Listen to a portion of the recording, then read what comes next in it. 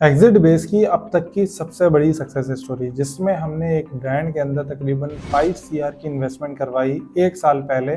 और पिछले 1 साल में जो उन्होंने अपने इन्वेस्टर को रिटर्न दिया है वो ईयरली तकरीबन 30% के आसपास बनता है। तो आज की इस वीडियो में मैं डिस्कस करूंगा किस तरह से ये ब्रांड ऑन बोर्ड हुआ,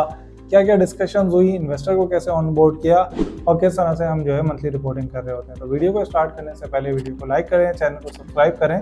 और अपने दोस्तों के साथ ज़रूर शेयर कर लें।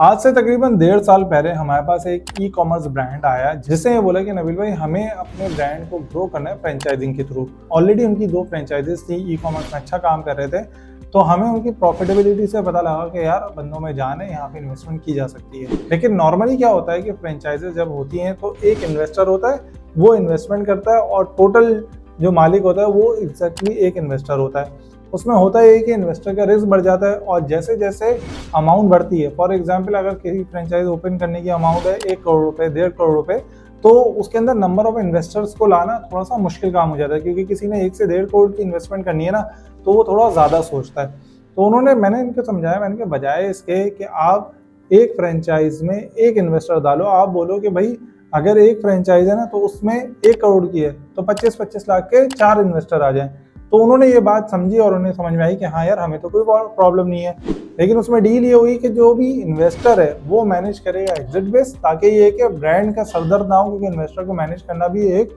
अलग से जॉब है। ब्रांड ने बोला यार मैनेजमेंट आप करें, इन्वेस्टर का पूल आप बनाएं और फिर हमें बता दें कि यार इस पर्टिकुलर आउटलेट में ये 2 से 4 इन्वेस्टर हैं, ताकि उनसे कॉन्ट्रैक्ट वगैरह साइन हो जाए। तो हमारी डील हो गई डन। फिर उसके बाद क्या हुआ, जब हमारे पास इन्वेस्टर नेटवर्क आए तो उसमें बहुत सारे इन्वेस्टर का यही पुराना माइंडसेट था कि यार मैं एक ही में डाल दूं।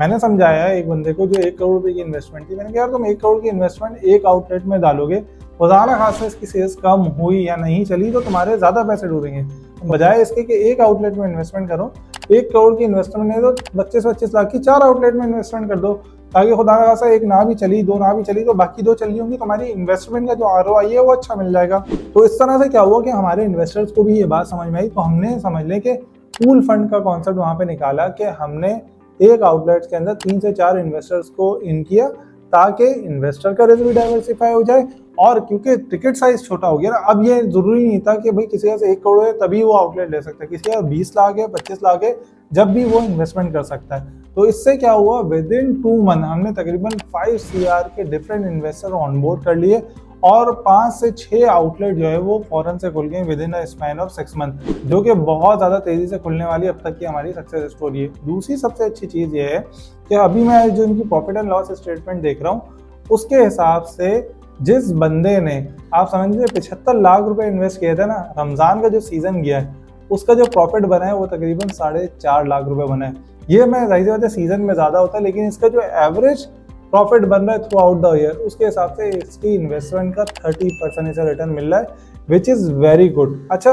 अभी तक इत्तेफाक से इनकी जो बाकी आउटलेट्स हैं उसके अंदर भी जो ईयरली ROI बन रहा है इन्वेस्टर का वो तकरीबन 25% बन रहा है, जो कि बहुत ज़्यादा अच्छा होता है। अच्छा, दूसरी चीज़, इसके अंदर रिस्क बहुत ज़्यादा कम है इन्वेस्टर का। वो किस तरह से, क्योंकि देखिए बिजनेस है, रनिंग बिजनेस है। अब किसी इन्वेस्टर को, जैसे रिसेंटली भी हुआ है, एक इन्वेस्टर ने बोला है नबील भाई मुझे पैसों की ज़रूरत है, आप जो है पैसे किसी तरह से मुझे कर दें। तो मैंने क्या किया कि उसका जो 20% शेयर था मैंने दूसरा इन्वेस्टर लेके आया, क्योंकि ऑलरेडी पिछले 1 साल की हिस्ट्री बन गई थी, 25 से 30% का ROI मिल रहा था। मैंने इन्वेस्टर को बोला कि यार 20 लाख का शेयर है, ये तुम बाय कर लो और तुम्हारी जो है वो ROI मिल जाएगी 25 से 30%। तो जब 25 से 30% किसी इन्वेस्टर को वो मिल रहा होता है ना, तो बहुत सारे इन्वेस्टर अवेलेबल होते हैं उस चीज़ को बाय करने में। तो विद इन 2 वीक्स उसकी जो इन्वेस्टमेंट थी वो बाहर निकल के आ गई। तो इसके अंदर लिक्विडिटी, जब आप छोटी छोटी इन्वेस्टमेंट करते हैं ना तो लिक्विडिटी तेज हो जाती है। तो अगर एक इन्वेस्टर है जो 1 करोड़ की इन्वेस्टमेंट एक ही आउटलेट में कर रहा है, अब वो निकालेगा तो बड़ा मुश्किल काम है। लेकिन अगर उसने 4 जगह की हुई है, उसे 25 लाख की जरूरत है, तो वो उसे 25% शेयर